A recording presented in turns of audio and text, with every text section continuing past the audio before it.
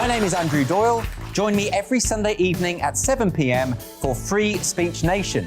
This is a show where we address current affairs and news stories of the week with the help of two wonderful comedian panellists. I brought in comics because I want to give it a lighter edge, and also they work for less.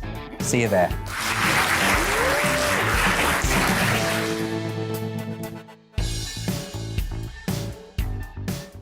Join my show Farage, 7 p.m. till 8 p.m. Monday through Thursday, and there you will get opinion, analysis, debate, and I'll cover stories that nobody else dares to touch. And then for the last 15 minutes, talking pints. We're over a drink. We have a civilised conversation with someone. We very often disagree, but we do it in a grown-up way. Come and join me on Farage.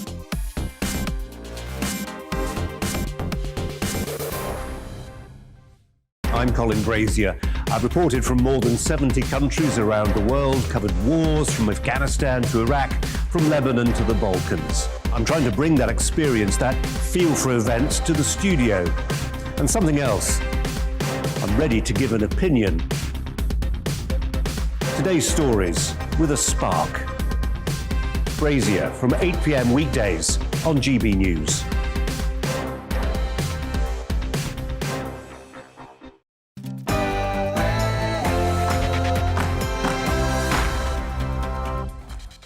Good afternoon. It's time to debate the big issues of the day with me, Gloria de Piero, Liam Halligan, and a whole host of great guests. Today we're asking, will targeting middle-class drug users help the government win the war on drugs? But first, it's the GB News headlines with Rosie Wright.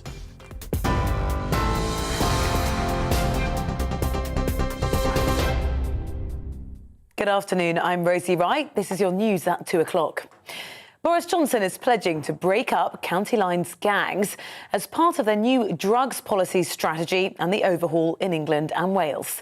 It's a £300 million initiative and includes what ministers claim is a record level of investment in treating and rehabilitating addicts. It's also targeting recreational users who could now face having their passports and driving licences confiscated. Police will be able to seize dealers' phones and then harvest their contacts and text their customers, an official warning under the plans. Ministers hope the crackdown on middle-class drug users will put a stop to the rural trade in Class A's. Those people who are casually, without thought, taking drugs and not connecting their drug usage with the violence and degradation we see in the supply chain to get their cocaine or whatever it is to them. We need to connect them to that, and there needs to be some consequence that makes them change their behaviour. The Education Secretary is going to make a statement to MPs later today about the circumstances leading to the murder of 6-year-old Arthur Hughes. A major government investigation is underway to look at safeguarding failings in the case. The Attorney General's also launched a review into the sentences handed down to the couple who killed him. Arthur's stepmother, Emma Tustin, was jailed for life for his murder. His father, Thomas Hughes, was jailed for manslaughter. Safeguarding experts say the whole system of child protection needs rethinking. Safeguarding will only work if we work together. And that is so true. We need to work together in safeguarding. It's not just about reviewing. We need to actually put in place practical measures to ensure that practitioners can join up and have further oversight. One of the creators of the AstraZeneca COVID vaccine has warned future pandemics could be more lethal. Professor Dame Sarah Gilbert says scientific advances made during coronavirus pandemic must not be lost. She also warned that Omicron variant may be more resistant to both current vaccines and natural antibodies. It follows reports that nearly 2 in 3 housebound people are yet to receive their booster jabs.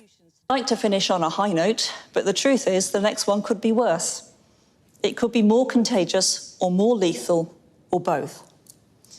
We cannot allow a situation where we have gone through all we have gone through and then find that the enormous economic losses we have sustained mean that there is still no funding for pandemic preparedness. Former Premier League footballer Joey Barton has been cleared of assaulting a rival manager. He was accused of pushing over the former Barnsley boss Daniel Stendhal in a tunnel 2 years ago, leaving him bloodied and with a broken tooth. Well, the jury at Sheffield Crown Court took under 2 hours to find Barton not guilty. The former leader of Myanmar, Aung San Suu Kyi, has been jailed for 4 years for inciting dissent among the country's military rulers. She and her National League for Democracy party were removed from power in February in a coup. The ruling is the first in a series of cases brought against the 76-year-old Nobel laureate. Suu Kyi faces 11 charges in total. She's denied all the charges. Thousands of people who are still without heating and hot water are now bracing themselves for yet another storm. The Met Office warned Storm Barra will hit the UK tomorrow, with gale-force winds of up to 50 miles an hour. Yellow wind weather warnings are in place across the country. The Energy Networks Association said that over 3,000 homes were still waiting to be reconnected to power supplies after Storm Arwen first hit 10 days ago. Some Tesco warehouse workers and drivers are going to stage a series of strikes in a dispute over pay. More than 1,000 workers are planning on taking industrial action for several days from December the 16th in response to the company's offer of a 4% pay rise. Now, the trade union Unite says this offer falls well below the current retail price index inflation rate of 6%. Every household in Wales is being given a free tree to plant in a government bid to try to help the environment. Deputy Minister for Climate Change Lee Walters kicked off the scheme, digging a hole for his own sapling. The £2 million plan will see Welsh homes either choose a tree of their own to plant or have one planted on their behalf by the Woodland Trust. You are right up to date. I'll bring you the latest headlines in half an hour. For now, though, back to Gloria and Liam.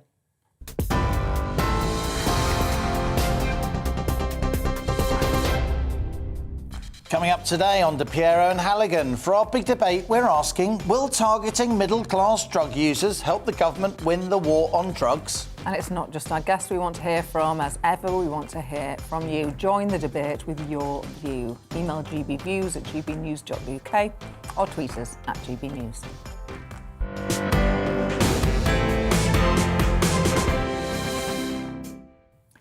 Drug crime, which includes robberies and vandalism, costs England alone nearly £20 billion a year. In a bid to win the war on drugs, middle-class drug users are set to be targeted as part of the government's 10-year strategy. Boris Johnson has warned they will have nowhere to hide as he considers confiscating passports and driving licences of those caught using Class A's under new plans. People caught with substances will be asked to attend drug awareness classes, similar to speed awareness courses. Other measures as part of the new era war on drugs include police officers being handed powers to go through drug dealers' phones and contacts with their clients, warning about drug use in a bid to spook them into changing their behaviour. There's also a heavy focus on targeting so-called county lines gangs, which often sees young, vulnerable people turned into cross-country drugs mules. Now, earlier, we spoke to the Minister of State for Crime and Policing, Kit Malthouse, to hear more about these new proposals. We know is that drugs of all kinds are essentially bad news, both for the individuals, but for society at large, and particularly for young people.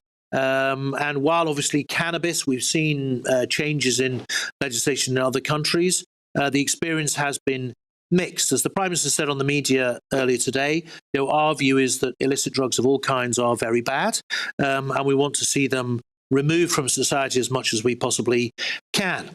Now, that means we have to have a twin-track approach. We have to have heavy and ruthless enforcement against those who supply the drugs, which is what we've been doing quite successfully, for example, on county lines over the last couple of years, with 1,500 lines closed, 7,500 people arrested. Importantly, 4,000 people rescued from victimised in this particular trade. But at the same time, we have to recognise at the sharp end that those who are addicted to heroin and crack, and very often they start on cannabis, that those who are addicted to heroin and crack are punished for their crimes if they commit crimes, but critically also that they are treated for their addiction to make sure that they don't offend again. On the third strand, though, of the plan is to say to those people who are casually, without thought, taking drugs and not connecting their drug usage with the violence and degradation we see in the supply chain to get their cocaine or whatever it is to them, we need to connect them to that, and there needs to be some consequence that makes them change their behaviour. Are these new plans, Minister, an admission that up until now, the Tories, your party, you've been in government a long time, either in coalition or with a majority, that so far you've been too soft on drugs? No, I don't think so. I think it's a recognition that drugs has changed. I mean, you know, Liam, you're obviously by background a financial journalist, and one of the things we recognise in the drugs industry that it's done to make money, to make profit. Right, this is a business, and what we saw over the first half of the last decade was a decline in drug usage. Now, that business, that industry reacted like any industry would. It produced a better product, made it cheaper, found new ways to distribute it, opened new markets through county lines, using technology to market their product. Now, we became concerned about the numbers 2 or 3 years ago. We commissioned Dame Carol Black to look at this issue from a comprehensive point of view. Alongside, we started our work on county lines to throw that industry back into its box, and also our ADDA projects, particularly the sharp end of heroin and crack addiction in places like Blackpool and Middlesbrough and Norwich, where they've got particular problems. That's all now coming together in this 10-year strategy with significant extra funding to try and make a difference on these numbers. Now, that is a reaction to a change in the market, to a change in the way that industry operates. And I hope we'll see the benefits in the years to come. Kit Malthouse speaking to Liam a little earlier. We're now joined by the former Home Office Minister, Norman Baker. Norman, good to see you. Welcome back to the programme. So, the government are increasing funding for treatment of addicts. Is that a step in the right direction, is it? Yes, that element of the strategy is very sensible, because when I was Drugs Minister, I published an international comparator study of behaviour from governments across the world. And what was demonstrated by that study was that those countries such as Portugal, who were treating drug use as a health issue, not only helped their individual citizens more, but actually reduced drug use in the country. Whereas those countries that dealt with it as a law and order issues, like Russia, actually saw drug use increase and more health implications arise as a consequence. So getting more people into treatment and rehabilitation is absolutely sensible. What do you think of the general thrust of these proposals, Norman? In your time as a minister, you advocated more liberal drug laws. Well, look, I mean, we have to recognise that the so-called war on drugs over the last 50 years has been a large failure. And all that successive governments have tried to do is keep the lid on things. So it's appropriate to look to see whether there are alternative arrangements. The Portuguese example I gave you as a health-based issue has been successful in driving drug use down there. And I'm very keen that the government should pursue county lines and drug dealers, as Kit Malthouse says. That's entirely sensible. Where I think the government has got it totally wrong is this idea of confiscating passports or driving licences from members of the public who are recreational users. I'm not defending recreational use, but where does this stop? This is an abuse of civil liberties. Are we going to see the government proposing, for example, that people who block up A&E departments because they've drunk too much on a Friday evening have their passports taken away? They should not make that connection. That's a wrong connection to make. But we also have to separate out the particular drugs in question. Crack cocaine is obviously very addictive. When I was at the Home Office, about half the crimes of burglary and theft were dead to people who were either using heroin or crack cocaine. So there is a real problem in society with those particular drugs. Cannabis, however, is a different thing altogether. I know he's not talking about Class B drugs for this particular proposal set, but nevertheless, there is a difference over cannabis. I believe there is a case for looking at how cannabis is treated in society, not least of all because, as it's still illegal, what we've allowed to happen has been people to promote cannabis and then promote something else as well, which is more harmful. But also the nature of cannabis now being sold illegally tends to be in the form of skunk, which is artificial to some degree, and which is far more unhelpful to the body than, as you like, traditional grass or hash. If the government controls the supply of cannabis, then it would not only bring an income stream to the country, but it would also lessen the damage that is presently being caused by skunk. You have been critical of the government's suggested measures for recreational drug users. What's your solution? Well, I think it's partly education. I mean, one of the striking things with cocaine, for example, is it used to be cut in this country when it was imported pure and cut here with talcum powder or whatever, and it tends now to be cut in the countries of origin, and they often cut it with cattle de werber, which is not what I think people would want to have snorted up their nose. And I think some education about some of the dangers of how the drug trade actually operates would be quite useful to recreational users. So there's more that can be done on that front. But I think if you tackle the dealers, you separate out the really dangerous addictive drugs from the less dangerous ones, and you concentrate on the rehabilitation side. That's a strategy which I think would be one that has some chance of success. So the government's got one or two things right today and one or two things really badly wrong. Finally, Norman, we're pressed for time, but you are a very experienced policymaker in this area. What's your advice to parents who are concerned that their kids are getting involved with County Line's drug gangs, either as customers or even worse, as so-called drug mules? Well, obviously, it's extremely unfortunate if young children are involved in this, and if you're able to exert influence as a parent, you try and separate them from criminal activity and activity which can damage their own health. So, that's obviously what you try and do as a parent. But of course, speaking as a parent myself, you can't always persuade your children to do what you want them to do. So some of this comes down to education, some of it comes down to the social setting. I think we need to do more in our schools, frankly, to teach our young people about how society works these days. I don't think there's quite enough of that going on at the moment. Thanks for joining us, Norman Baker there, former Liberal Democrat Home Office Minister. Here to outline more of the details of this strategy is our Home and Security Editor, Mark White. Mark, what caught your eyes and ears this morning? Well, I think in terms of the drugs debate, for years now, it's been tying itself in knots with those who said it should be a healthcare-based approach, others who are saying, no, you've got to get tougher on the criminals at the centre of this trade. In truth, it needs to be a bit of both. And I think, for the most part, what the government is announcing today does tend to straddle that line. If we believe the briefings that we've been getting, that it's about £500 million that they are going to put into those diversion schemes and rehabilitation schemes, then that is a very significant amount of additional cash. I mean, they have cut it by a few hundred million over recent years, the drug rehabilitation programmes. So that will be a return of that investment and some, which will certainly be welcomed. But also they are talking about getting tougher with the likes of the gangs who are running these County Lines operations. You need to do that. You absolutely do. But that is a much more difficult one, really, to get make any tangible difference to the trade in drugs, because it's supply and demand, and you can close down a County Line's drugs deal, a line, as they say they've been doing, at about 1,500 or so over recent years.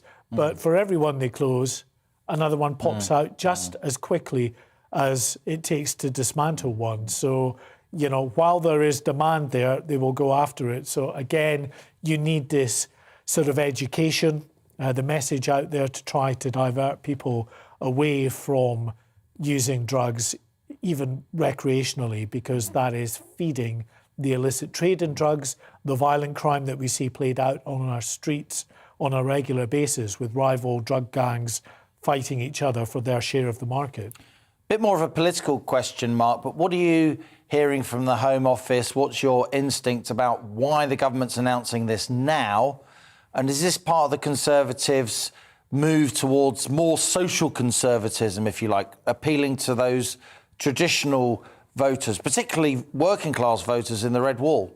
Well, I mean, it's being announced now, specifically this week, because the government want to seize back the initiative in terms of policy. It's been running a bit wild in recent weeks with very negative headlines about sleaze and Boris Johnson losing control of it. So you can absolutely see that there's a focus now this week. It's crime. We're seizing back the initiative. We're showing that on these key policy areas, we are making things better for people. So yes, on the pure politics of it, that's why we're seeing it now. Actually, more in terms of why at this kind of period of time we're getting it, it's in response to a big policy report that came out recently that looked about on the government's policy and came up with a raft of recommendations, a lot of it on the healthcare and prevention side. And quite a lot of those initiatives the government have taken on board. And so it's part and parcel of their response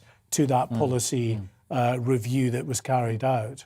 There has been a war on drugs in political terms for as long as I can remember, but drugs deaths are at the highest level since records began in 1993. What's quite interesting about this debate, and we had Norman talking about it, but there is nobody in the political mainstream who will question whether this war on drugs even works, and maybe explore some of the things that Norman Baker was suggesting, i.e. what they do in Portugal. Well, drug deaths have fallen, but it's much more liberal. You can basically, as far as I understand it, pretty much get hold of whatever drug you want pretty easily. I just think very few politicians in either the Conservative or even the Labour Party, to be honest, would be willing to go down the road of advocating decriminalising a lot of these drugs. They know that in wider society it would not be a popular move, even though there may be some healthcare benefits attached to some of those policies, going for much more of a healthcare approach to the way in which you deal with drugs. It was interesting listening to Norman there. He was talking about cannabis, for instance, about, his view. Is it really, is it something that we should really be criminalising in this day and age, and how harmful is it really? Well, I go out with the police on a regular basis, with the patrols that are fighting knife crime and alike, and they tell me that actually it's cannabis, more even than cocaine or heroin for that matter, that it drives a lot of the violence you see in our streets. Because the profit margins on the sale of cannabis are just that bit higher than they are on the likes of the sale of cocaine. Because you can grow it in a basement in the UK in the way you can't generate cocaine. Yeah, and there's a lot of it out there. There's a lot of demand for it.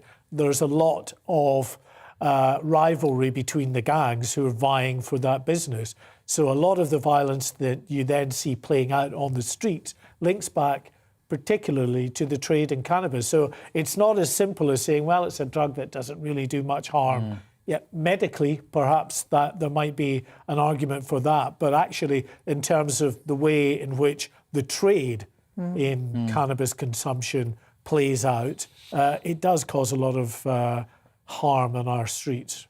Fascinating. Mark White, GB News Home and Security Editor. Thanks a lot for that update. Well, we've heard from Mark, we've heard from Norman Baker on our big debate. Will targeting middle-class drug users help the government win the war on drugs? But we want to know what you think about this, of course. You can email us to share your views, gbviews@gbnews.uk, or tweet @gbnews. We've also started a poll on this over on the GB News Twitter page. You can add your vote via @GBNews. We will be reviewing the results later on in the programme. Later today, the Education Secretary, Nadhim Zahawi, will be making a statement in the House of Commons about the shocking case of 6-year-old Arthur Hughes. Still to come, we'll be hearing from our West Midlands reporter, Balvina Sidhu, who attended the vigil for Arthur yesterday. But just before that, it's time for your weather. It's time to remind ourselves there's always another winter. Canary Islands sponsors the weather. Hi there. A spell of rain and, in some places, snow to come this afternoon, but followed on by bright spells and showers and a blustery breeze for all of us. That wind reaching gale force in the far northwest this afternoon as the rain clears eastwards. And in this part of the world, I think there's the risk of some snow falling for a time as the rain cools the atmosphere.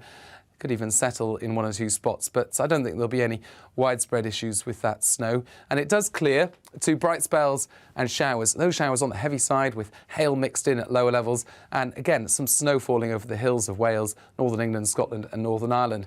The showers rattle through on a blustery breeze into the evening. But eventually overnight, the showers tend to ease away. The wind dies down as well. And under clear skies, temperatures fall away. A widespread frost as we begin things on Tuesday, with temperatures dipping to -1 to -3 Celsius in rural parts. But a bright start to the day ahead of this feature, which is a rapidly deepening low pressure during Monday and the first part of Tuesday. This is Storm Barra, named by Met Erin because of the strong wind impacts across the Republic of Ireland. But it's going to bring widespread wet and windy weather to much of the UK on Tuesday, starting off towards the southwest. Those winds picking up, the rain pushing in during the morning. And in western areas, the risk of 60 to 70 mile-per-hour wind gusts around exposed coasts. Snow for a time for Northern Ireland as well as that rain bumps into the colder air. But the more significant snow is expected across parts of northern England and Scotland, where at lower levels there'll be some reasonable snow amounts, but over the hills 10 centimetres of snow is likely, along with blizzards, so some really treacherous conditions here. And as the strong winds move into Scotland and Northern Ireland as well as northern England, the risk of disruption here in places. Wednesday stays unsettled with further rain and wind, turns quieter on Thursday. Canary Islands sponsors the weather. Join me, Alex Phillips, for the afternoon agenda on GB News, Monday to Thursday from 4 p.m. till 6 p.m. We don't lecture to you or try to tell you what to think. We do a deep delve into a topic with views from across the range of debate, therefore leaving you, the viewer, to make up your own mind. Join me, Alex Phillips, for the afternoon agenda on GB News, 4 till 6, Monday to Thursday.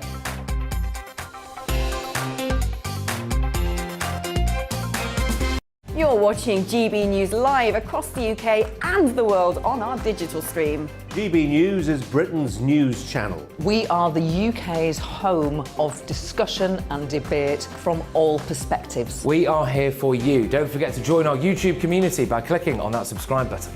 And if you want the GB News app, you can click and catch up on programmes anytime. We love to hear from you, so email us. gbviews@gbnews.uk. Thanks for being part of the GB News family. My name is Andrew Doyle. Join me every Sunday evening at 7 p.m. for Free Speech Nation. This is a show where we address current affairs and news stories of the week with the help of two wonderful comedian panellists. I brought in comics because I want to give it a lighter edge, and also they work for less. See you there.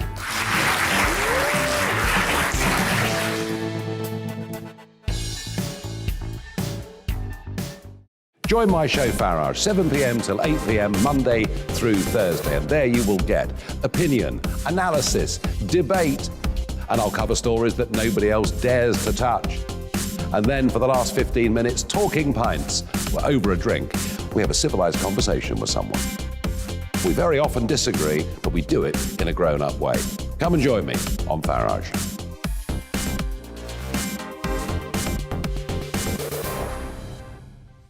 I'm Colin Brazier.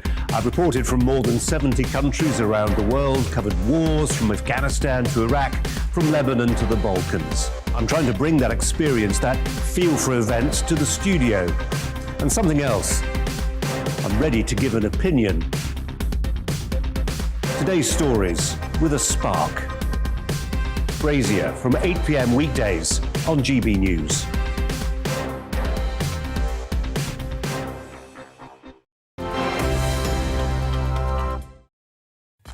Welcome back. The Prime Minister has pledged the biggest crackdown on drug crime in 10 years. The Prime Minister has warned middle-class drug users will have nowhere to hide as he considers confiscating passports and driving licence for those caught using Class A drugs. So today we're asking, will targeting middle-class drug users help the government to win the war on drugs? In a moment, we'll read out some of your views on this, so get in touch over the next 10 minutes. gbviews@gbnews.uk or tweet us at gbnews. Now, all of us have been shocked and saddened by the tragic and horrific case of 6-year-old Arthur Hughes. The boy was tortured before he was killed while in care of his stepmother, Emma Tustin, and father, Thomas Hughes.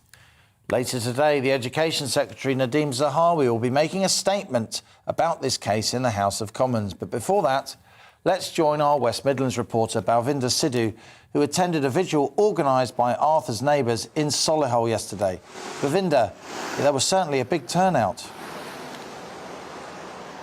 Absolutely, Liam. I mean, even today, I'm outside the house where Arthur lived before he died. And just behind me, there are a sea of flowers, balloons and footballs and scarves of Birmingham City Football Club, because Arthur was a huge football fan. In fact, a teenager just came up to me now and he said, is it OK if I leave a football behind here for him to play in heaven? I mean, there is a national outpouring of grief for what has happened to Arthur Hughes. The torture he suffered before he died has really affected so many people, not just in this community in Solihull, but the wider country. And yesterday, balloons were released in his memory.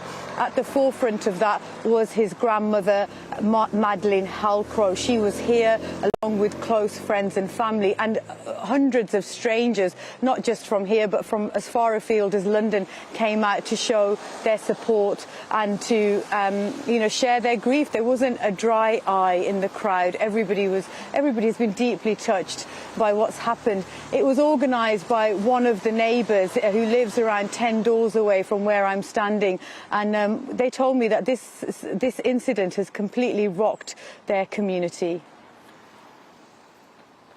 We've seen him a few times when he would come and play with the dog on the drive. That was before I think all this started to happen, and then never seen again.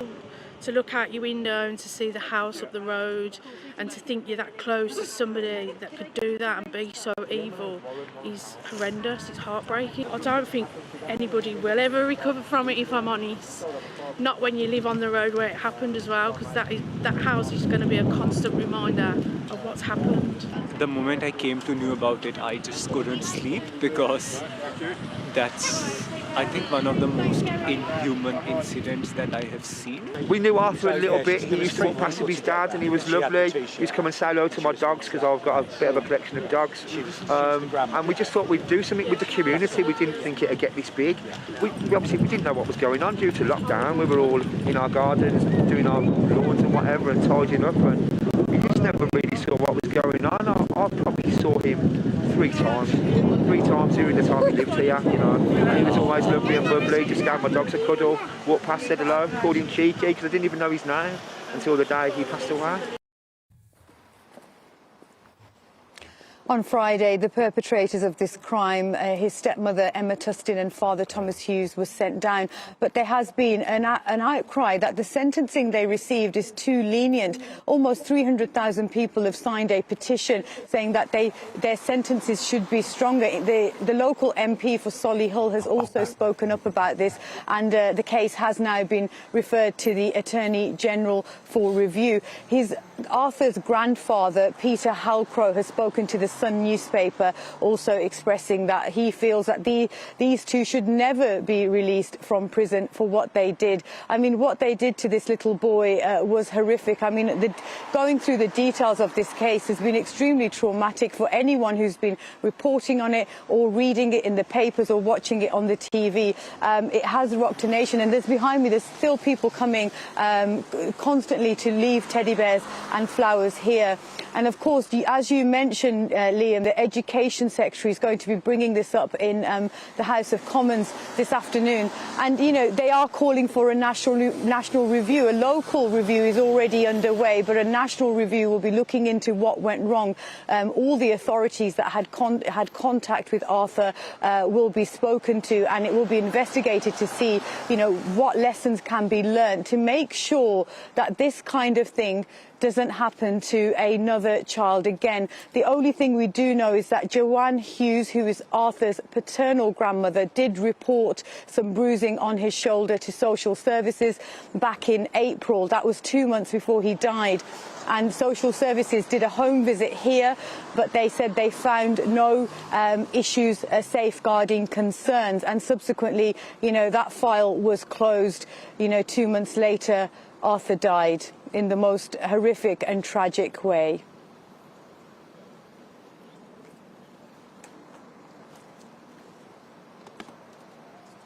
Solihull, Birmingham, into the tragedy of 6-year-old Arthur Hughes. Coming up, it's all about your opinion on the government's new crackdown on drug crime. Join the debate. Tweet us or email us at gbviews@gbnews.uk.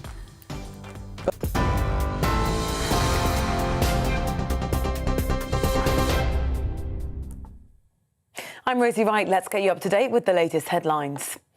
Boris Johnson's pledging to break up 2,000 county lines gangs. It's part of the government's £300 million new drugs policy overhaul in England and Wales. Under the government's plans to disrupt the rural trade in Class A narcotics, recreational users could face having their passports or driving licences confiscated. Now, the Education Secretary is going to make a statement to MPs later about the circumstances leading up to the murder of 6-year-old Arthur Hughes. A major government investigation is underway to look at safeguarding failings in the case. Arthur's stepmother, Emma Tustin, was jailed for life for his murder. His father, Thomas Hughes, was jailed for manslaughter. One of the inventors of the Oxford AstraZeneca COVID vaccine has warned future pandemics could be more lethal. Professor Dame Sarah Gilbert says scientific advances made during the pandemic must not be lost. She also warned the Omicron variant may be more resistant to both current vaccines and natural antibodies. Former Premier League footballer Joey Barton has been cleared of assaulting a rival manager. He was accused of pushing over the former Barnsley boss Daniel Stendhal in a tunnel 2 years ago, leaving him bloodied and with a broken tooth. The jury at Sheffield Crown Court took under 2 hours to find Barton not guilty. The former leader of Myanmar, Aung San Suu Kyi, has been jailed for 4 years for inciting dissent among the country's military rulers. She and her National League for Democracy party were removed from power in February in a coup. The ruling is the first in a series of cases brought against the 76-year-old. She's denied all charges. You are up to date. I'll have more for you at 3 o'clock.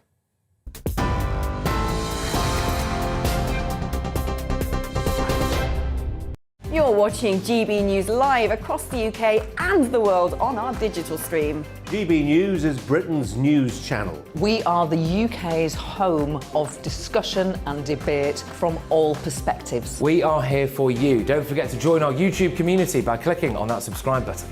And if you want the GB News app, you can click and catch up on programmes anytime. We love to hear from you, so email us. gbviews@gbnews.uk. Thanks for being part of the GB News family. My name is Andrew Doyle. Join me every Sunday evening at 7 p.m. for Free Speech Nation. This is a show where we address current affairs and news stories of the week with the help of 2 wonderful comedian panellists. I brought in comics because I want to give it a lighter edge, and also they work for less. See you there.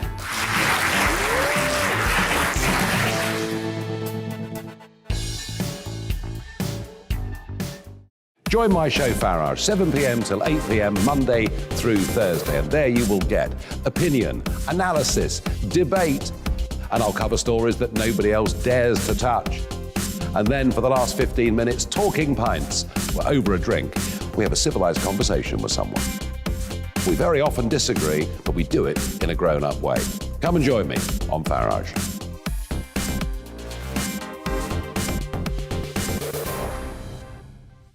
I'm Colin Brazier. I've reported from more than 70 countries around the world, covered wars from Afghanistan to Iraq, from Lebanon to the Balkans. I'm trying to bring that experience, that feel for events, to the studio. And something else, I'm ready to give an opinion. Today's stories with a spark. Brazier from 8 p.m. weekdays on GB News.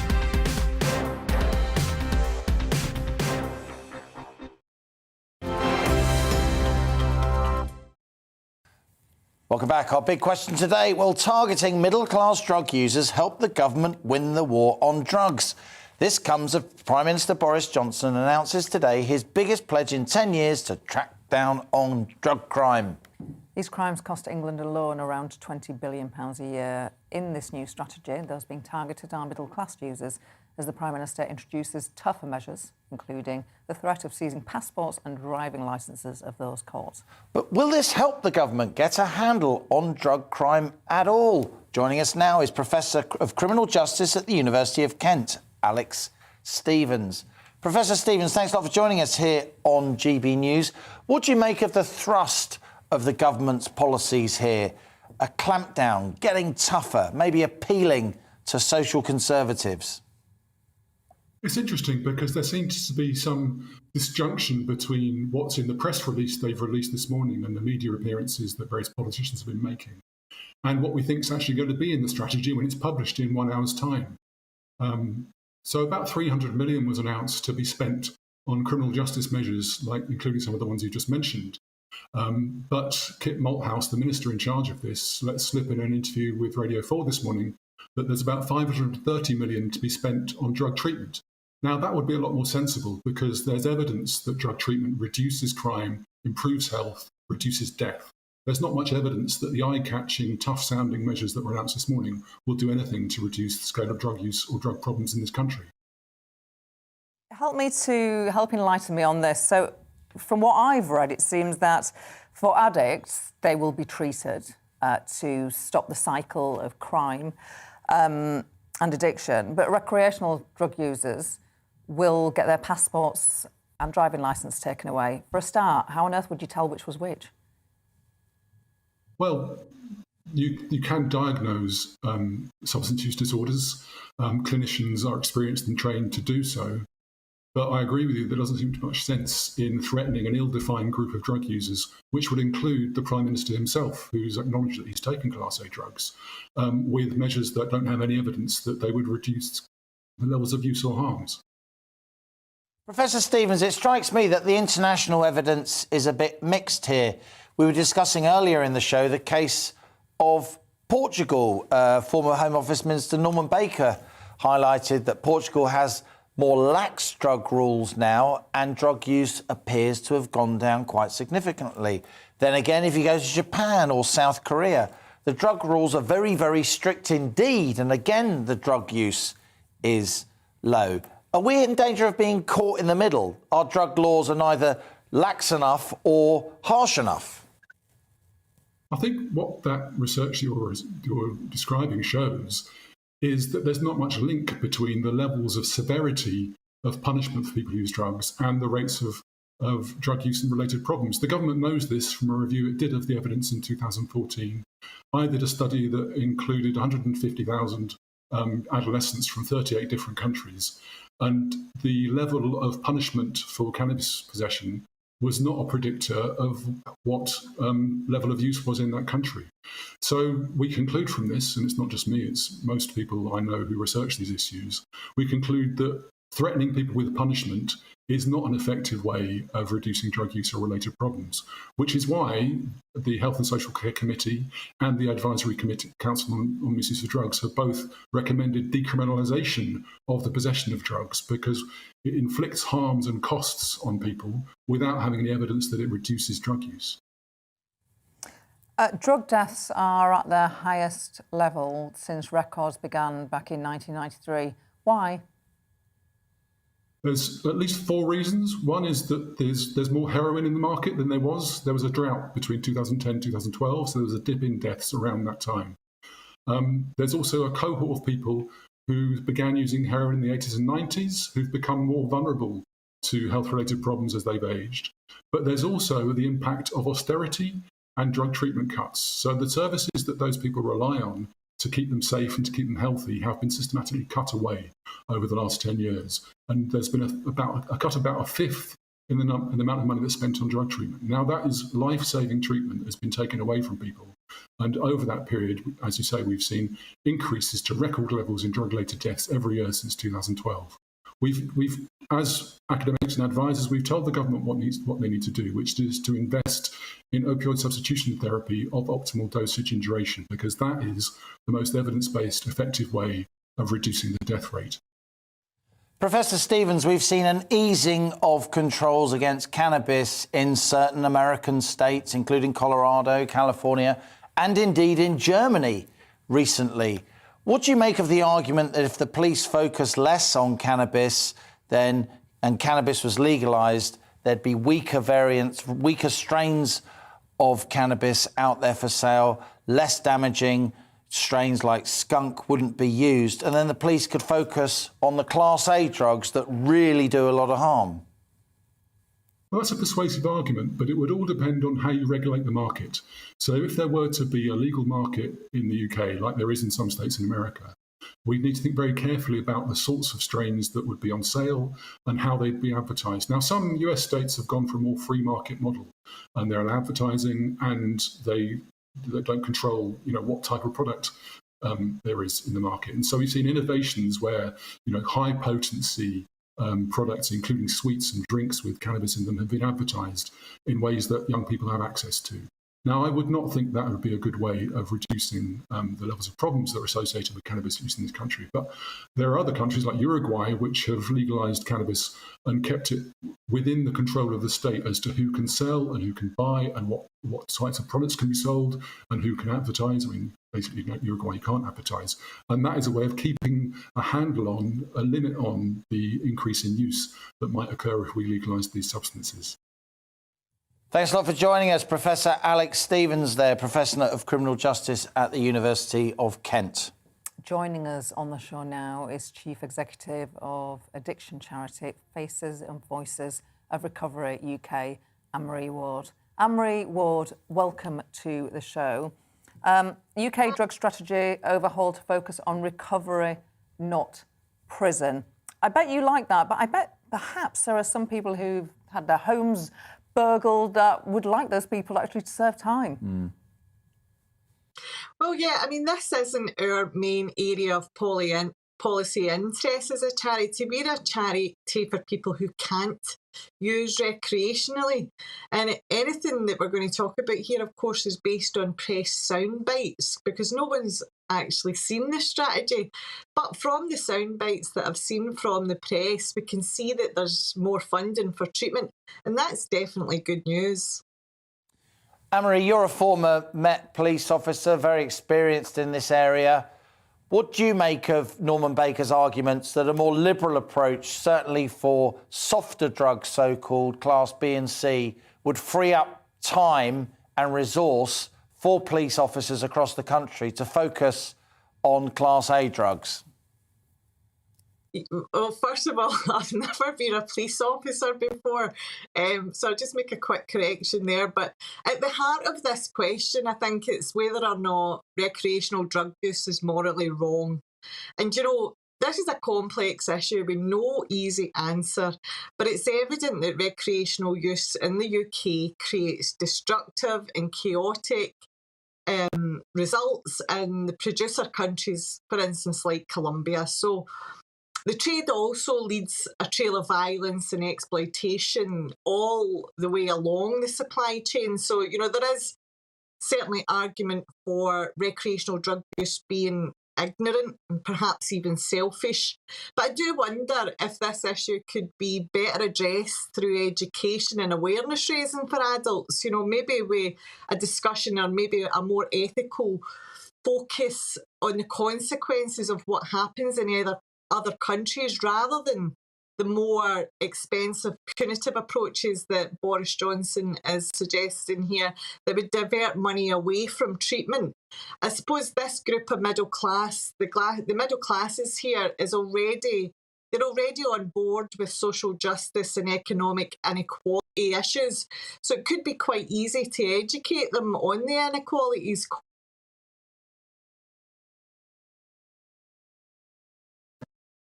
Sorry. Yeah. Sorry. No, not at all. Yeah. Anne-Marie, just tell us about some of the work that you do with addicts and tell us the journey that you have witnessed where some people conquer their addiction. What is it that works? OK, well, there are many pathways to recovery and all are a cause for celebration. No one size fits all, but one of the areas that we've seen the most deficit, I suppose, in the last 10 years in the UK has been in traditional rehab services that help people, relieve them of their dependency, help them get off alcohol and other drugs. So there has been a massive disinvestment across the board and all services, not just in rehab, but we still see that the majority of the £600 million spent in this area is spent on opioid substitution treatment. And, you know, even there's argument to say that there's not enough money there either being spent, that this is a much bigger problem and that we're just not investing enough in it at all in any area. But treatment has to be good. Otherwise, people will vote with their feet, and they already prefer, you know, they already don't go to treatment in this country. Over 40% of people who need treatment don't go anywhere near it. So we need to be offering a wide range of services from stabilisation to abstinence-based services, and we need to be doing that in a much bigger scale than what we currently are. Anne-Marie, you're joining us from Glasgow. We know that, unfortunately, the figures show drug deaths north of the border are far worse than the rest of the UK, indeed the most worrying of any country in Europe. What do you think about the situation of drug use in Scotland? Why are there so many more drug deaths in Scotland than the rest of the UK? Well, I suppose I have various theories on that. Some of them Alex Stevens just mentioned, you know, about the disinvestment in the treatment system overall. That's got to be a huge marker for why we're seeing so many deaths. But it also has to be about people being attracted to treatment.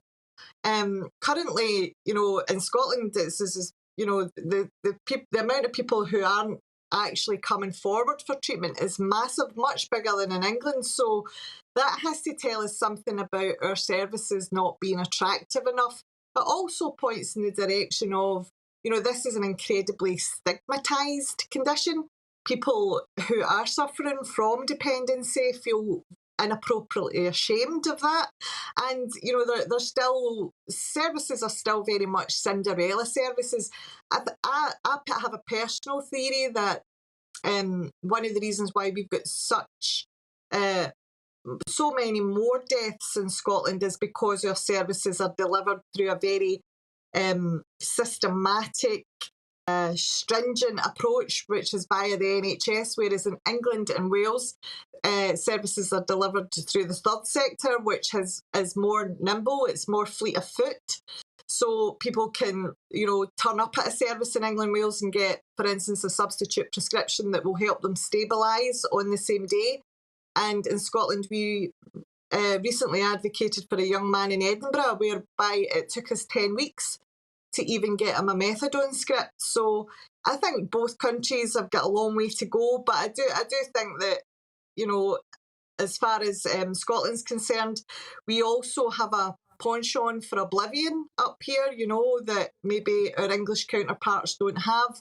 And the way that we use drugs, polydrug use is certainly much higher in Scotland as well.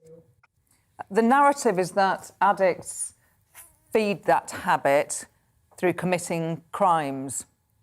How true is that?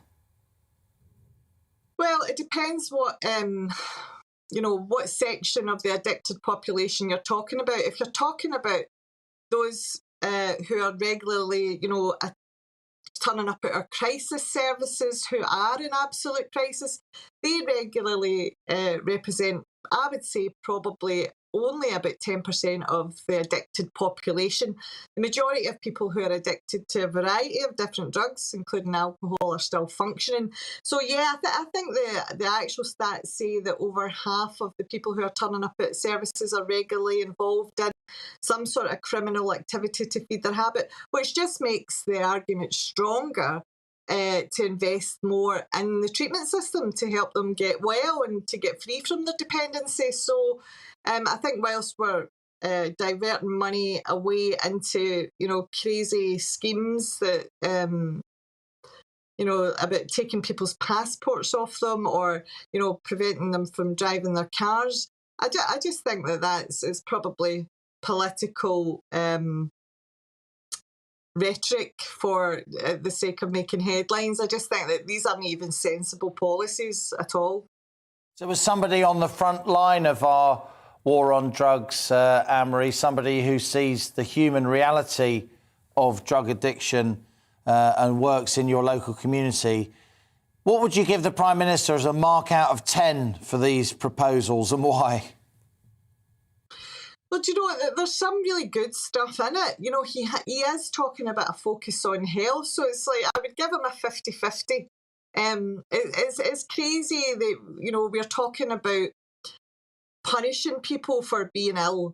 And what the Prime Minister's saying is that there's opportunity here to develop a treatment system and invest in some of the Dame Carol Black recommendations and to put money back into the treatment system. So 10 out of 10 for that, Mr Johnson. But, you know, when you start to mention things like, you know, the middle classes, for instance, who are not causing any real societal problems, I suppose, in this country, but they are, like I said earlier, there is that knock-on effect where recreational drug use is, you know, it's a complex issue and there's no easy answer, but it's evident that recreational use in the UK is creating destruction and chaos in other countries. Anne-Marie, we've got to leave it there, I'm afraid. Anne-Marie Ward of Faces and Voices of Recovery UK. Thanks a lot for joining us on GB News. Sorry, we just ran out of time. Let's have a look at some of your emails now.